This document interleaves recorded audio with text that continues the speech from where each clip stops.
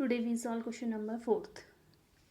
In question number 4th, the taxi charges in a city consist of fixed charge. अब ये city पे जो taxi charges हैं वो किसके साथ कंसिस्ट हो रहे हैं? फिक्स चार्ज तो हमें देना ही है, together with the charge for the distance covered. It means यहाँ पे हमें कितने टाइप के चार्जेस पे करने हैं? Two type of charges. One is a fix charge. एक वेरिएबल आप किसके लिए लेंगे? फिक्स चार्ज के लिए. Then with the charge for the distance cover. Let us suppose that fixed charge is equals to x. आप कितनी भी डिस्टेंस ट्रैवल करिए, 10 किलोमीटर या 15 किलोमीटर, फर्स्ट आपने कितना चार्ज पे करना है? x रुपीज़ तो आपने पे करनी है. Then with the charge for the distance cover. इसके बाद जो एक्स्ट्रा चार्ज है वो किसके अकॉर्डिंग कवर होगा? Cover by a distance. Suppose you travel 1 kilometre. अगर आप 1 किलोमीटर ट्रैवल करेंगे, देन 2 किलोमीटर, देन 3 किलोमीटर, उसके अकॉर्डिंग हमें क्या पे करना है? चार्ज पे करना है. For a distance 10 kilometre total charge कितना हो जाएगा? फिर हमारे पास x प्लस वाई. एक्स तो कैसा चार्जेस है? Fix charge. And Y according to the distance. First equation क्या फॉर्म हो जाएगी यहाँ से? For a distance 10 kilometre the charge paid is ₹105. Taxi charges के लिए अगर फर्स्ट 10 किलोमीटर मूव करना है तो चार्ज कितना पे करना है? 105. ये 105 दोनों चार्जेस मिलाकर होगा. दोनों charges means fix charges plus charge for a 10 kilometre. Fix charge हमने क्या सपोज किया था? x. एंड x ये तो क्या हो जाएगा उसका? Fix charge. Then charge for a distance 10 kilometre, then 10y additional charge y, total charge x plus 10y is equals to 105. first equation. in similar manner and second equation क्या form हो जाएगी? and for a journey of 15 kilometre. पहले कितनी journey travel हो रही थी? 10, then 15. the charge paid is ₹155. इस 15 kilometre journey के लिए भी आपने चार्ज कितना पे करना है? फर्स्ट पे कितना करेंगे? x. देन जैसे वहाँ पे कितना किया था? 10y. देन 15 के लिए x plus 15y is equals to 155. यहाँ से हमारे पास क्या निकल के आ जाएंगी? दो equation. Then solve the equation by substitution method. इसके बाद क्या फाइंड करना है? What are the fix charges and the charge per kilometre. एक तो क्या फाइंड करना है हमने? फिक्स चार्ज जो हमारे पास क्या है? x. And charge per kilometre. Charge per kilometre हमारे पास कितना है? y. तो आपने जब दोनों पे करेंगे तो वो कितना निकल के आ जाएगा? x plus Y. कुछ भी अगर मूव कर रहा है तो हमें डिस्टेंस के अकॉर्डिंग फिक्स चार्ज कितना देना है? पहले x, then charge per kilometre is equals to y. Now solve question. Let the fix charge for a taxi is ₹x and variable charge per kilometre is y. Then total cost is equals to x plus Y. First case पे कितना move कर रहे थे? 10 kilometre. अगर हम 10 kilometre move कर रहे हैं तो हमें फिक्स चार्ज तो उसके लिए पे करना ही है. फिक्स चार्ज कितना है? x. Then according to the kilometre, 1 kilometre के लिए अगर 10 किलोमीटर 10y, टोटल पे कितना हो रहा है? 105. In similar manner second case, fix charge तो आपने पे करना है, वो कितना होगा? x. देन सेकेंड केस, अब किलोमीटर कितना मूव कर रहे हैं? 15. 1 kilometre is equals to y. Then 15 kilometre is equals to x plus 15y is equals to 155. Solve these two equations by substitution method. Find out the value of x from any equation. In this part we find the value of x from equation 2. x equals to 155 minus 15y. Put the value of x in equation 1 and find out the value of x in y. y is equals to 10 and x is equals to 5. इसके बाद question पे क्या भी find करना था? If the distance is travel by 25 kilometre.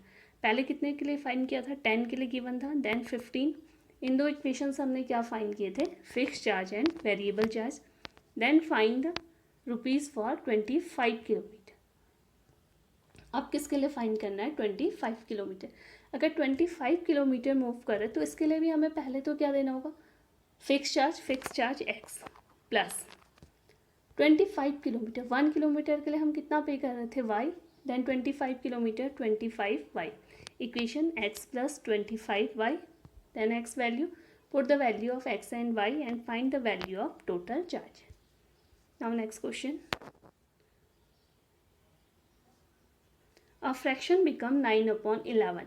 अब कोई fraction कितना बन जाता है 9/11 if 2 is added to both the numerator and denominator. अगर हम क्या ऐड कर रहे हैं 2 कहाँ ऐड कर रहे हैं both the numerator and denominator. ये क्वेश्चन आपको सेम आगे की एक्सरसाइज में भी मिलेगा। If 3 is added to both the numerator and denominator it become 5/6। Find the fraction. हमें क्या फाइंड आउट करना है इस पर फ्रैक्शन। इन क्वेश्चन के लिए आपने पहले क्या फॉर्म करनी है लीनियर इक्वेशन। अगर लीनियर इक्वेशन फॉर्म हो जाती है फिर सॉल्व करना तो उसके लिए क्या ईजी है। Find the fraction. Fraction find करना है। Let us suppose that numerator is equals to X and denominator is equals to Y. अब फ्रैक्शन बिकम्स 9/11। फ्रैक्शन कितना बन जाता है अभी हमारे पास इनिशियल फ्रैक्शन क्या है x/y। अब फ्रैक्शन बिकम 9/11। ये फ्रैक्शन कितना बन जा रहा है 9/11 इफ़ कब बन रहा है if 2 is added to both the numerator and denominator it means x+2 and y+2। हमने फ्रैक्शन क्या सपोज किया था x/y। नाउ फ्रैक्शन बिकम अब फ्रैक्शन कितना बन जा रहा है when we add two both the numerator and denominator this fraction become 9/11। Fraction कितना बन जाएगा 9/11 cross multiply 11x + 22 is equals to 9y + 18। यहाँ से एक इक्वेशन सॉल्व होगी। Then next equation if 3 is added to both the numerator and denominator second क्या बन जाएगा x+3 and y+3। In this case fraction becomes 5/6। यहाँ से फ्रैक्शन कितना बन रहा है 5/6। Find the fraction. Fraction find करने के लिए हमें किसकी वैल्यू फाइंड करनी है x एंड y की। इन दिस क्वेश्चन ऑल्सो क्या कर देंगे cross multiply and find the value of x and y. Let numerator is equals to x and y. Fraction will be x/y. First case x+2 upon y+2 is equals to 9/11। एक equation आ गई। Second equation x+3 upon y+3 is equals to 5/6। then next equation 6x minus 5y equals to -3। Solve these two equation by the substitution method. आप किसी भी एक equation से x and y की value find कीजिए and put the value of x and y in the other equation and find out the value of x and y। किसकी value find हो जाएगी यहाँ से x एंड y की। In similar way you solve the question number 6। 5 year hence. अब क्या कह रहा है आज से 5 साल बाद the age of Jacob will be 3 times that of his son. जो भी एज वाले क्वेश्चन होंगे इसमें हम पहले क्या सपोज करेंगे present age. Jacob present age x and his son y।